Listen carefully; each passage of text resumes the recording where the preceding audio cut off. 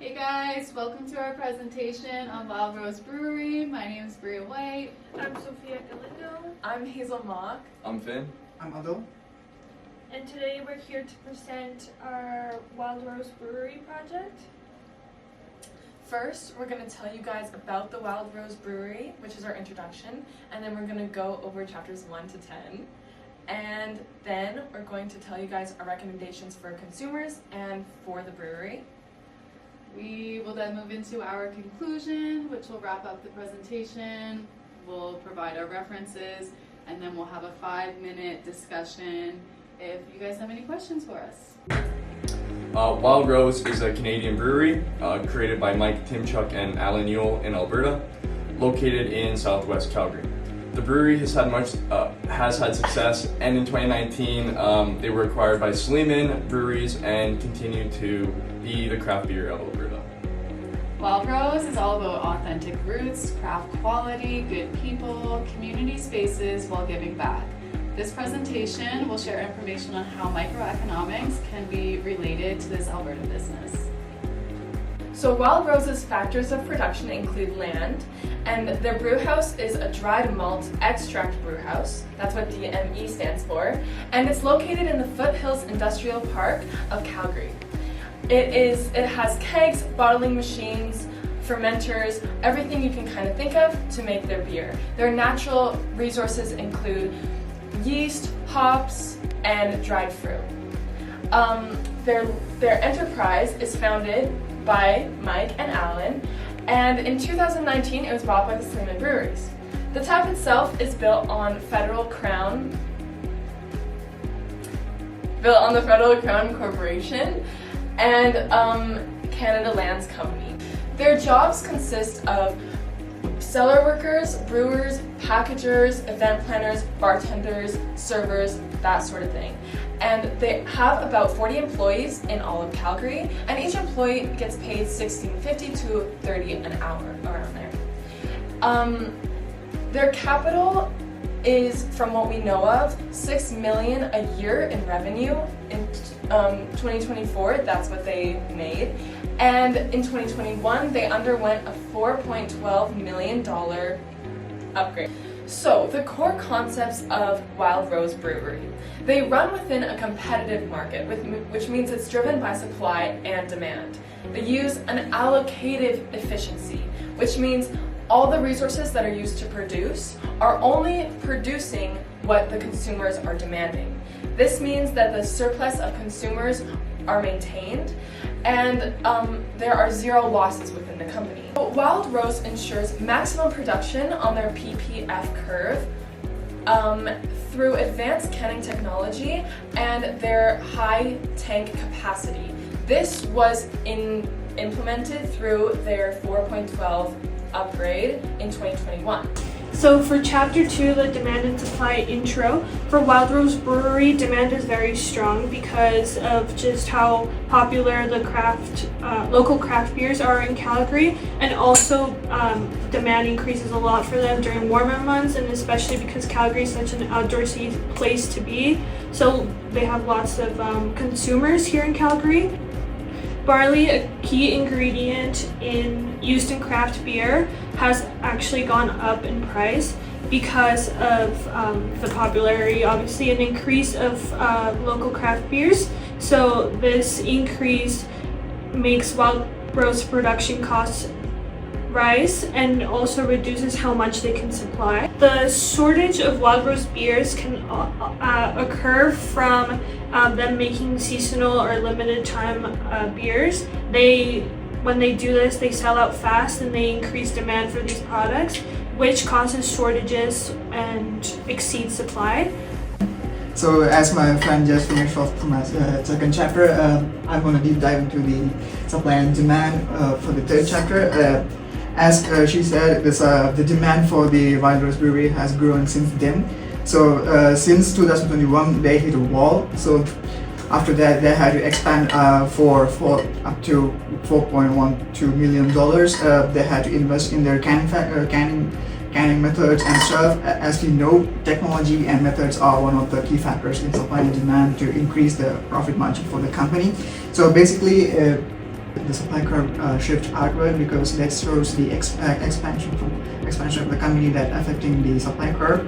So before this, they are effectively at a shortage because the supply was not meeting the demand, as the company was struggling because they hadn't expanded and looking forward to the future.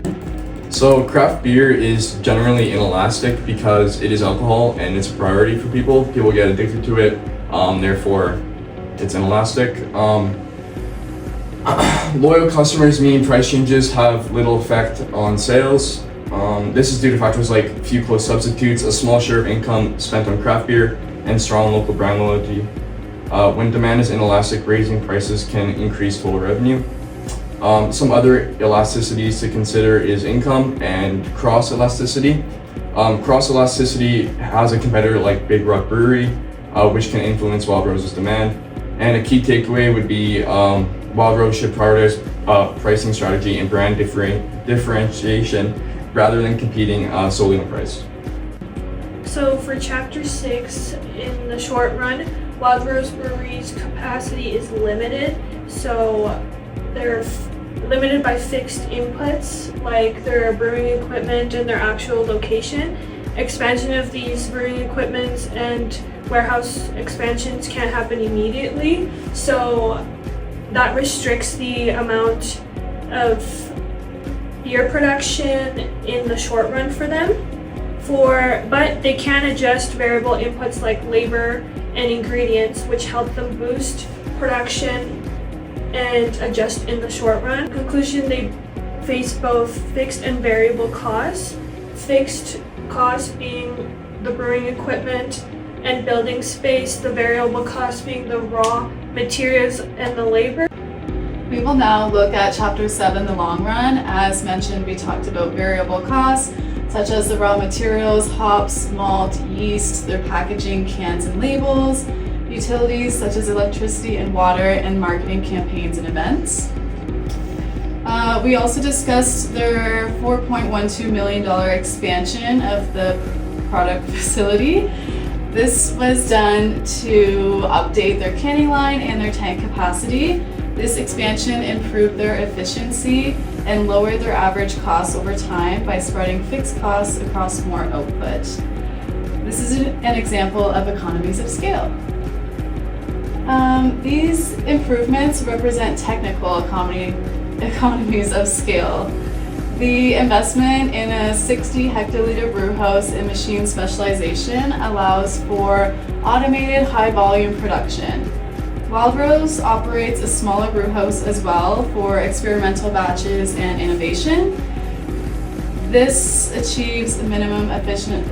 For the smaller location, they are not achieving minimum efficient scale because they are focusing more on specialty beers, whereas their main location does achieve minimum efficient scale because they are producing lots and lots of beers.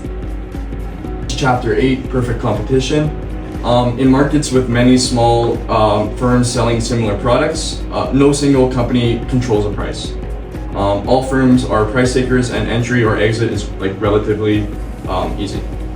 Wild Rose competes with numerous Alberta craft breweries like Big Rock and Alley Cat. While it can't raise prices too much, customers would switch brands. It does have some pricing power thanks to its strong local image and unique branding. In the short run, if prices stay high, the company can earn extra revenue, and in the long run, as more breweries enter the market, profits tend to normalize. We're now going to be looking at the monopolistic competition. This can be characterized by differentiated products. There is some control over price, as we just talked about, freedom of entry, and many small firms. So Wild Rose Brewery really falls into this category of competition because they have many differentiated products. They do have a little bit of control over their pricing, and again, they are a craft brewery, so there are many small firms existing. The Innovation Center allows for Wild Rose to create their unique recipes and branding as part of their product differentiation. And having an established local reputation and trademarks creates a marketing barrier for new entrants. Community engagement and tap house experience really enhances customer loyalty, allowing for that control over price. They want to be loyal to their customers, so they're not going to charge too much. But if other breweries are charging a certain price, they have a little bit of control over what they can charge. So oligopoly is a market that many firms dominate, which means that each firm has a large influence and a large share of this said market. It means that they have a lot to do with the price change and the decisions that are made, and the game theory. Game theory is how all these markets exist together. It's how all these markets interact. So Wild Rose is not an oligopoly because there are hundreds of breweries in Alberta. These breweries consist of Village or Last Best or kind of whatever beer you're drinking in your local bar. Because there's so many breweries in the area, the game theory is quite competitive. An example of this is following Wild Rose's 2021 expansion, Bottle Screw Bill's pub, which I'm sure you guys have seen on 10th Ave when you were clubbing or going to the bar, had an expansion as well a couple months later. They opened a new brewery that was formerly known as Buzzards. Oligopoly discussed how few firms dominate an industry. Now we will look at monopoly, which exists when only one firm is the sole producer of a product, with no close substitutes or barriers, and barriers to entry are high. In 2019, when Wild Rose was acquired by Sleeman Breweries, this strongly supports the idea that Wild Rose Brewery is not a monopoly because there are so many players in the competitive craft beer market.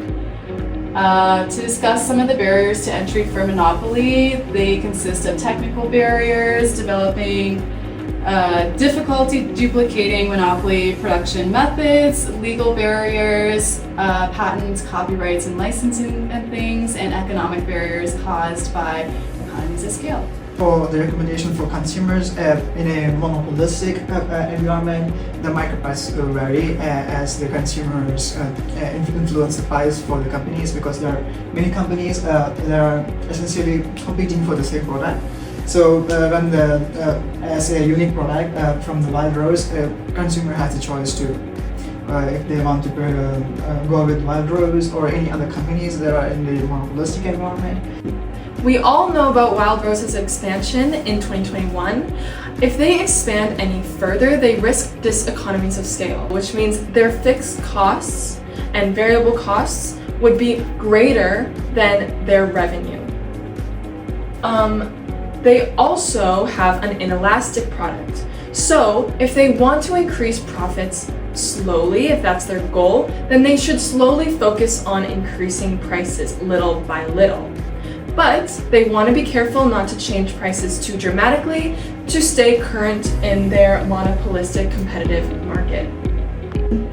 So in conclusion, Wild Rose Brewery strongly demonstrates microeconomic concepts that we are learning in this class, from their shifts in demand and supply to their consumer preferences, and then their activities in the short run and planning for the long run, and including their variable and fixed costs, as well as with the long run, the expansion of what we had mentioned, the 4.12 million expansion. Wild Rose Breweries operates within a monopolistic market, so they are very responsive to supply, demand, costs, and the competitive firms within their city, in this case Calgary.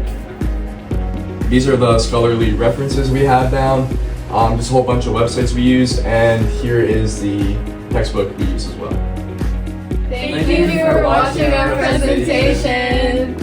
We're going to open up the floor now for anyone that has any questions,